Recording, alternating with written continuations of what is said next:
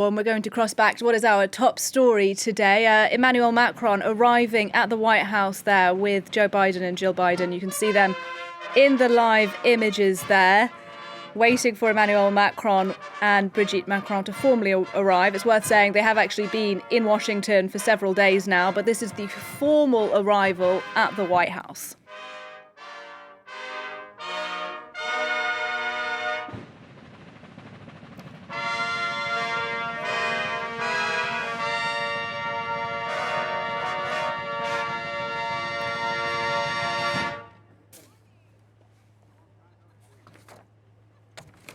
There is the French President, Emmanuel Macron, arriving at the White House. Brigitte Macron there as well, being greeted by the First Lady, Jill Biden. And there by the US President, Joe Biden.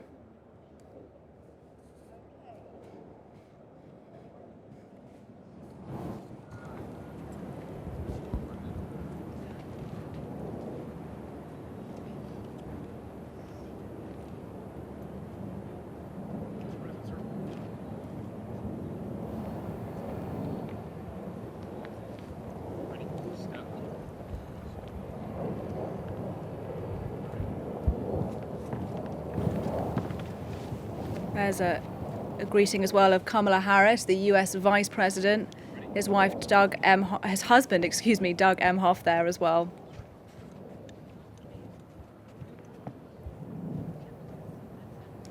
Watching these images live with me is our senior reporter, Catherine Norris-Trent. And Catherine, as we look at these images, I'm reflecting perhaps on the different tone in some of these images to what we saw when Macron came to visit during the Donald Trump years. What do you think? Absolutely. You can't help but reflect on that as well, because this is Emmanuel Macron's second state visit to the US. His last was in April 2017, when, of course, Donald Trump was US president. So the tone, the backdrop was slightly different. Now you're seeing those very warm pictures, Emmanuel Macron placing his hand on Joe Biden's back. And of course, this is all about the pomp and ceremony. But, you know, the build up to the 2017 visit was very different, wasn't there? There was all kind of speculation about what Trump would do and say. The first time they met, there was that kind of wrestle of a handshake when it seemed to be Trump was trying to squeeze Macron's hand, into submission. Macron became referred to as almost as the Trump whisperer, and there was a lot of talk about how psychologically you deal with a leader such as that. Obviously, that isn't the case so much with Biden. Relations much more on an even keel and cordial, although there are the tensions that we've been talking about and that Emmanuel Macron himself has referred to already in this visit, notably over trade and protectionism, what EU countries and France see as very protectionist measures which will harm European industry. So firm allies, but with big differences as well. This is obviously, the ceremonial stage of that. So they'll be getting down to brass tacks a bit later on. But at the moment, you can see that there. Bruno Le Maire, the French finance minister is there. Catherine Colonna, the French foreign minister. We've seen Antony Blinken. So this is all very cordial and very warm relations. And it just seems much less unpredictable than during the Trump era, doesn't it, when you're pretty much expecting anything to happen, even at these very choreographed moments. Indeed. You remember when Donald Trump came to Paris for a state visit then, and certainly there was an effort made to portray a certain image for Donald Trump, which he appeared to appreciate at the time. But as you say, a far more sort of smoother, choreographed affair here in Washington. Emmanuel Macron, warm gestures there with Joe Biden, touching him on the back, touching him on the arm, I suppose, a symbolic show of the fact that these two countries do want to reiterate that for 200 years they have held diplomatic ties. Absolutely. And Emmanuel Macron very much aware of the importance of body language in this. He's in his second term as French president. He likes to be seen as very prominent in foreign policy terms on the international stage. And in fact, his advisors have been briefing that in the run-up to this meeting, they're, gripping the arm, gripping the back, that he's going not only as the French leader, but as kind of a figurehead of European leaders, obviously not officially, but he's at the forefront of a lot of European policy discussions. France, a founding member of the EU, of course, Britain now out of the EU, and Olaf Scholz not making perhaps the impression that Angela Merkel has. And Scholz recently criticised over his visit to China, so Macron is taking this opportunity to put himself very much at the forefront there. Ladies and gentlemen, distinguished guests, the national anthem of the French Republic, followed by the national anthem of the United States. Reset! Reset! Arm!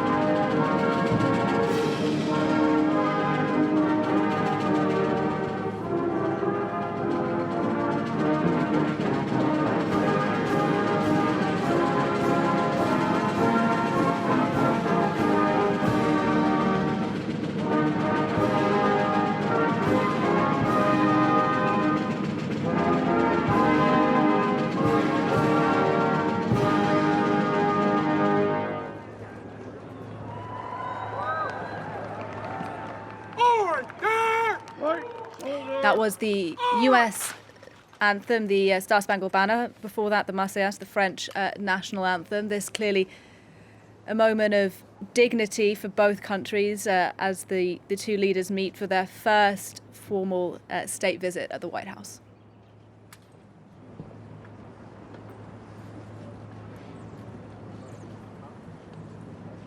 Just to run you through what it is that we're expecting. We're expecting a 21-round cannon salute there on the south lawn of the White House.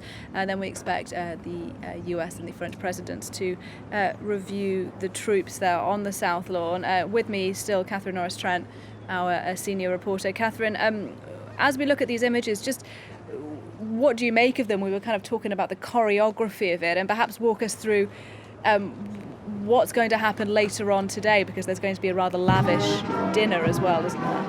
Absolutely. So this is the very ceremonial part of today before the two leaders sit down for their bilateral and get down to the detail of policy. And, as we've been going through, they've got an awful lot to discuss, be it the economy or international relations. Right now, they're going to be reviewing the troops. And then after the bilateral, there will be a lavish state dinner, we're told, on a tent on that same south lawn of the White House, presumably heated, because of course we're now into December. But we've been given details from the First Lady's office, who organises it, of precisely what they'll be sitting down to. They will be having Maine lobster poached in butter, and then beef with shallots, marmalade, and triple cooked butter potatoes, if anyone's interested in that, as well as sampling some of the finest US cheese and wine. So we'll have to see what the French delegation make of that. But of course, this is a big honour for the French president. It's the first foreign leader being hosted for a state dinner under Joe Biden's presidency, and a second state dinner for Emmanuel Macron. And these are always very formal occasions. So as well as the politics, the images of this are of their own importance. Yeah, and I was going to ask you about the fact that Emmanuel Macron is the first world leader to be offered a state visit like this. Do you think he's sort of a representative of Europe today, as well as obviously being a representative of France?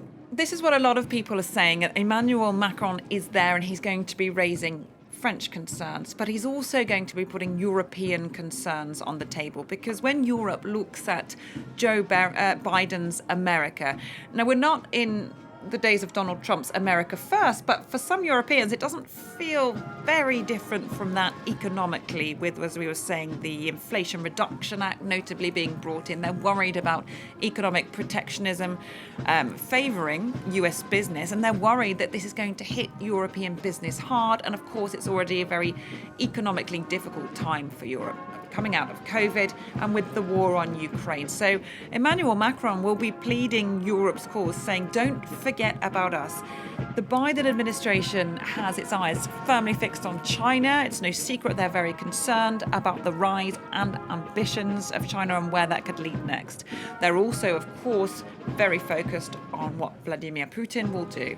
And domestically for Joe Biden, he's just come through those midterms where there wasn't a red tidal wave, but there was a red ripple, and the Republicans have won control of the House of Representatives. He's got his own domestic concerns. And so Emmanuel Macron's message, not just as French leader, but as a European politician, a highly prominent one, will be, do not forget about us. Yes, and I think Joe Biden may be about to give some opening remarks. Let's listen in.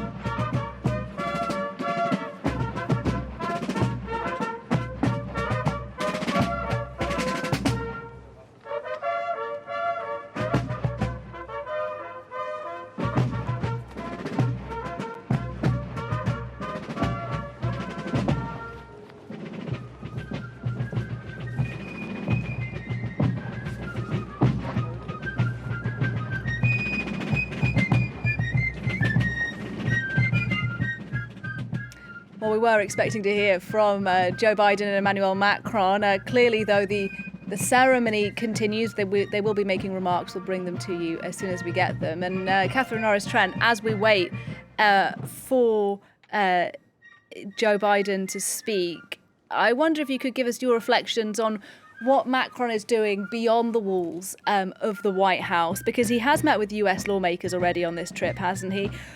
From both parties, Democrats and Republicans. Would it be a stretch to say he's looking into the post-Biden world, do you think? I don't think that is a stretch, Nadia. I think that's definitely on there. I mean, everyone knows that the Republicans, they didn't see that red tidal wave, but they saw a ripple, and they regained control of the House of Representatives. And who knows what will happen in the 2024 US election, frankly. There's a possibility, of course, that a Republican could be, a possibility even that Donald Trump could be back.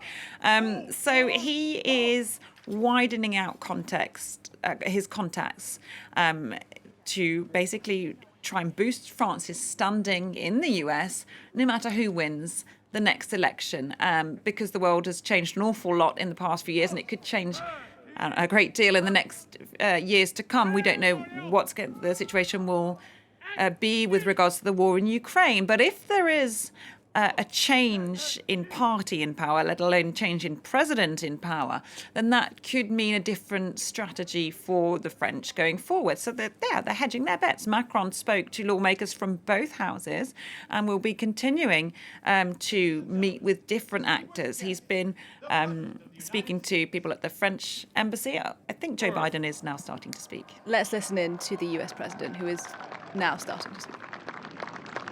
The temperature may be a little chilly on this December day, but our hearts are warm and to welcome such close friends to the White House.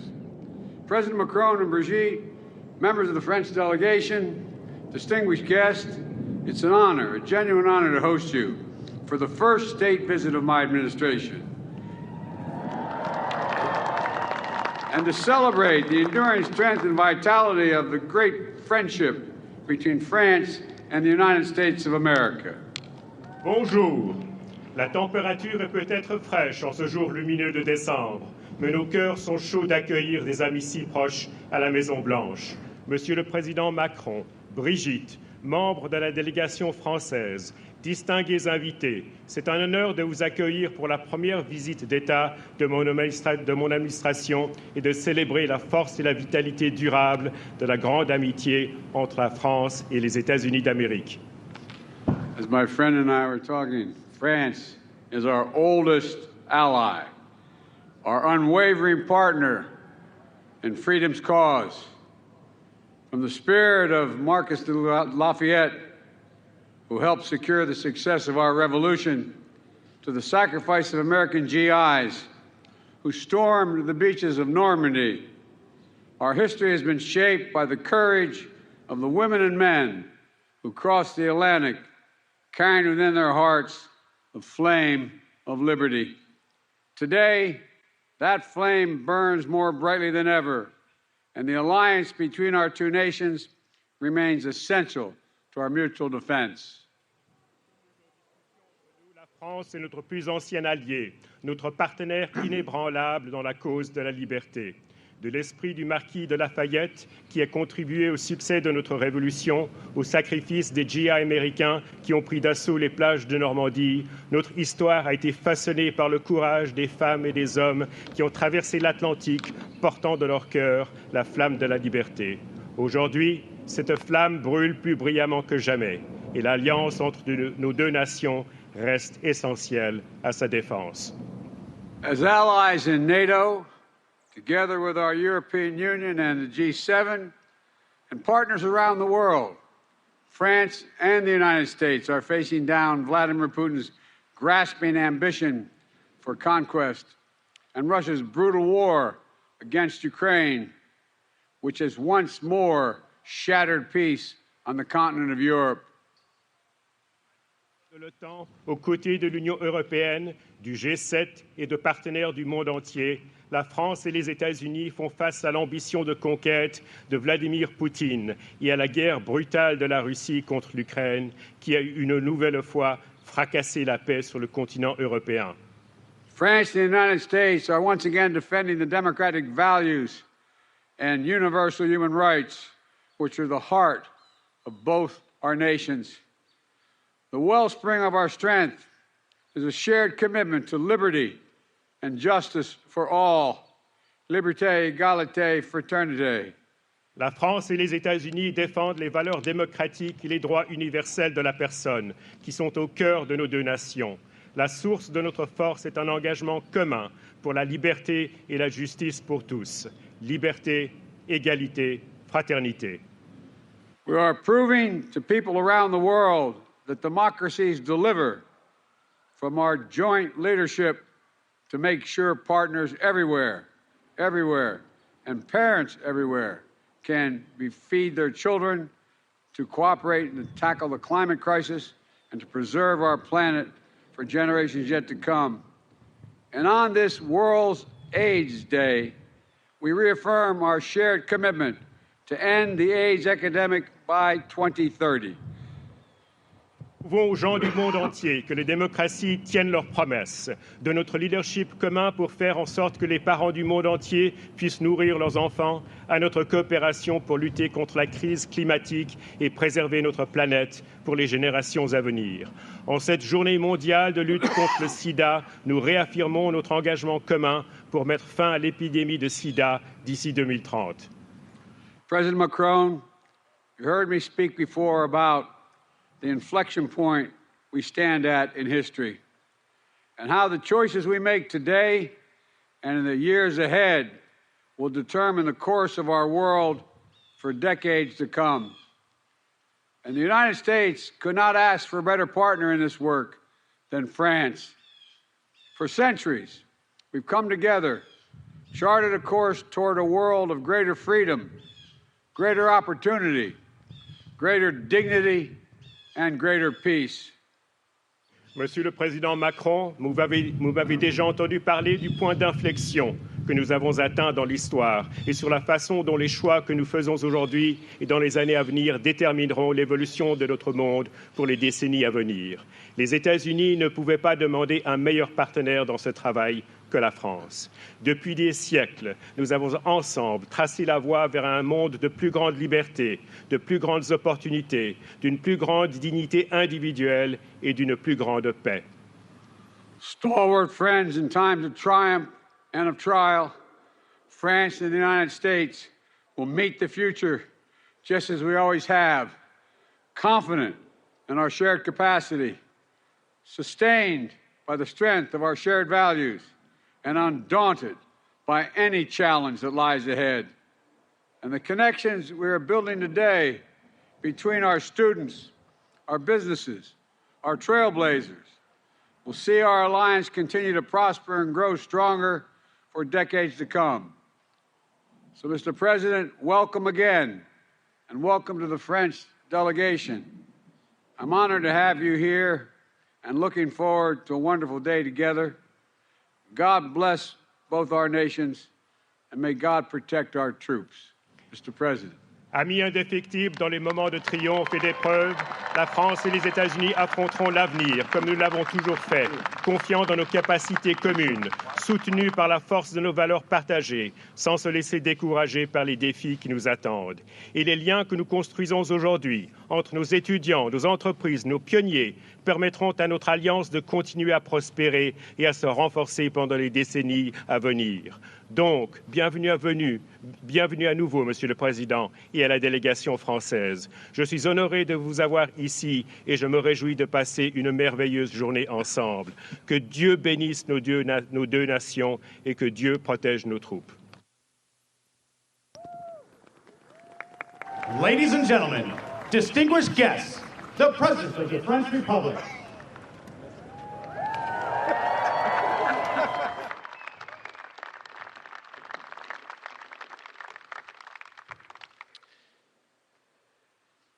Merci beaucoup. Thank you Monsieur le Président. very much, Mr. President. Cher Joe.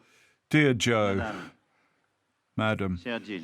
dear Jill, Mesdames et Messieurs, ladies and distingués gentlemen, distinguished guests, Thank you so much, Mr. President, dear Joe, Madam, dear Jill, ladies and gentlemen, distinguished guests. nous sommes à la fois honorés we're et both émus honored d'être and moved en ce jour to à vos be côtés. on this day à la at Maison your Blanche. side Honorés at the et White émus, House.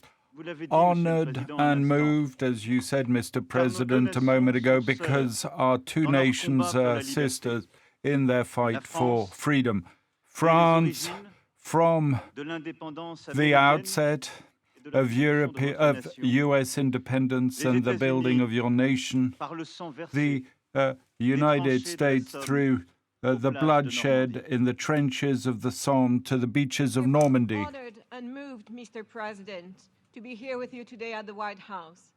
Honored and moved, like you said, Mr. President, because our two nations are sisters in their fight for freedom. France from the beginnings of American independence, the inception of your country, and the United States in the life sacrifice from the trenches of the Somme to the beaches of Normandy. Et cette histoire commune And this shared history compels us also, faced with the return of war on European soil after the Russian aggression against Ukraine, and faced with the multiple crises that are affecting our nations and societies, we must know how to become once again brothers in arms. We bear duty to this shared history. As war returns to the European soil following Russia's aggression against Ukraine, and in light of the multiple crises our nations and our societies face, we need to become brothers in arms once more. Cet esprit de fraternité This spirit of brotherhood must allow us to build an agenda of hope, because both our countries have the same faith in freedom, democratic values, emancipation through education and work, in progress through science and knowledge. This spirit of fraternity must enable us to build an agenda of ambition and hope, as our two countries share the same faith in freedom, in democratic values, in empowerment through education and work, and in progress through science and knowledge. Nos démocraties, Our d'un côté et l'autre de l'océan, democracies on both sides of the ocean are troubled by the same doubts, our ability to be sufficiently strong and effective in addressing shared challenges, technical, health, geopolitical, sometimes doubt faced with relativism, hate speech, fake information, and our contemporary anxieties. On both sides of the ocean are being shaken by the same doubts as to our ability to be sufficiently strong and effective when it comes to the challenges we share, those of the climate, geopolitics, and technology. They're in doubt in the face of relativism, hate speech, false information, and today's fears. C'est la même détermination. It is the same determination that unites us today, and the same strength of soul. United today by the same determination and the same strength of mind. Nous devons ensemble trouver un chemin pour offrir un Together, avenir we possible must à find nos a enfants, path to offer a fait de possible prospérité, future to our de children made of justice, prosperity, d'écologie. justice, and ecology. Together, we need to find a path to offer a possible future for our children, one of prosperity, justice, and ecology.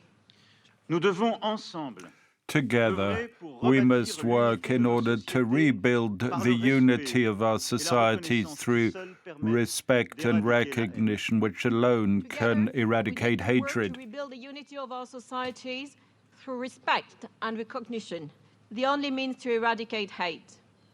Nous devons ensemble Together, tramer les nouveaux we must équilibres du work, monde chart pour the faire new advenir la paix, balances of the world to construire bring un about peace, partenariat renouvelé forge et a plus renewed équitable avec and le more Sud. equitable partnership with the Together, South. we need to frame new world balances to bring peace and build a renewed, more equitable partnership with the global South.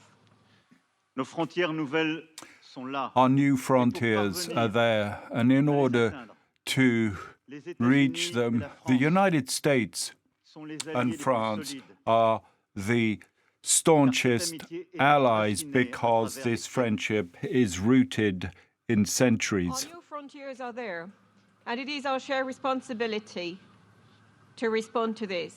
And to that effect, the United States and France, the strongest allies, are there because our relationship is rooted in centuries. Notre destin commun est d'y répondre Our ensemble. common destiny is to Fidèle à notre respond histoire, together, faithful lucide to our sur notre history, monde, clear-sighted et déterminé on our world, à inventer and determined l'espérance. to Vive invent a l'amitié hope. Long entre les live États-Unis friendship d'Amérique between et the la United France. States of America and France. It is our shared destiny to respond to those challenges together, true to our history, clear-sighted about our world, and determined to generate hope. Long live the friendship between the United States and France.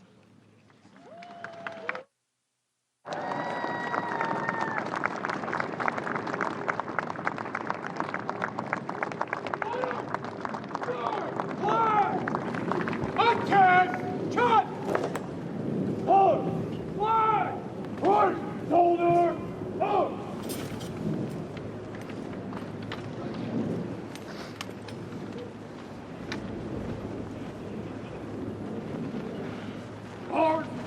Mr.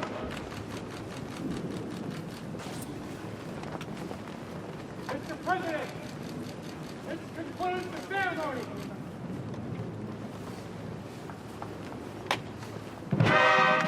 You're listening there to the French President Emmanuel Macron alongside the US President Joe Biden speaking live at the South Lawn of the White House. The pair spoke of their enduring friendship that they said they had charted over 200 years together.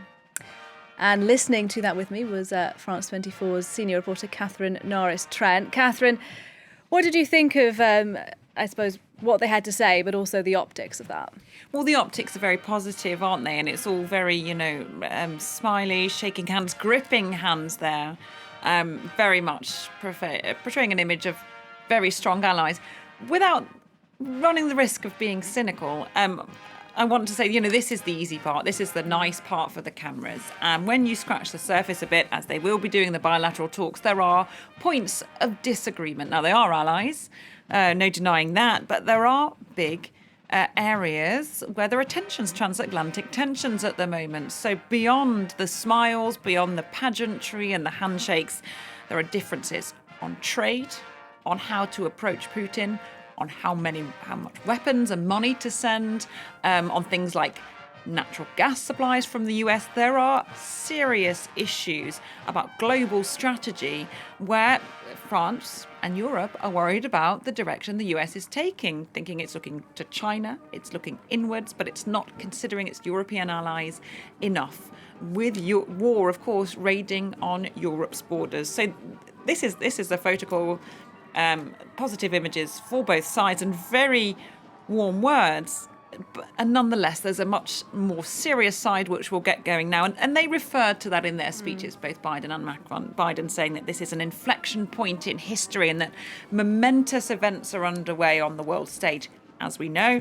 Macron saying that the new balance of the world, a new frontier. So they know that this is an important moment. And in terms of geopolitics, an awful lot is at stake. Indeed, and we're expecting a press conference, it's worth saying, from both the US and the French presidents in just over an hour and a half now. We'll bring our viewers that live, and I imagine there, Catherine, as well, we'll get into some of the complexity and the meat of what these two leaders have to get through, whether that's China or Iran or certainly Ukraine. Absolutely, and this won't be just choreographed by the various press offices of the presidencies and vice presidencies. This will be journalists asking pointed questions, and I think some of the differences will be much more on display and some of the points of disagreement. So, there's no denying France is called America's oldest ally, of course, recognised the US back in 1778, but it's not all been smooth running, as we've saying. At the moment, we're just a year on from the AUKUS affair, which France even recalled its ambassador from Washington temporarily. There are differences on trade, despite global agreement that the Russian invasion of Ukraine was completely unacceptable and that Russia must be stopped. After, when you dig into the detail, there are big concerns. All right, well, the doors have closed, the world leaders have gone inside, and those big concerns that you talk about, I imagine they are to be discussed right now in those private conversations. As I mentioned, though, in just over an hour and a half, there'll be a live press conference from President Joe Biden and President Emmanuel Macron. We'll bring you that live.